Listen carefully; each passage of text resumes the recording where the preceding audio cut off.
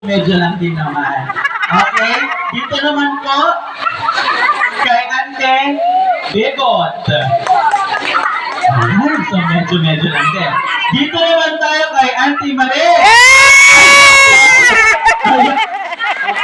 Kita nyo naman po, mukhang buong hall ata ang kumalakpak. Okay, dito naman tayo kay Auntie Ligaya.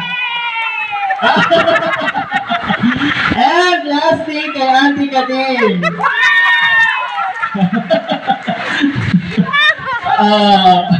May request po sila, hindi daw po pwede itong top 3 na. Kasi parang hindi naman daw nagkakalayo. Bakala na kayo.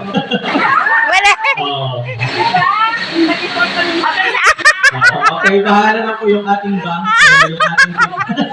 Madam Kate! Wala! Yung pa rin!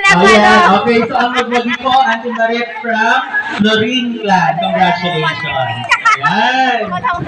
Okay, so may panalo na sa Noreen Clan. Okay.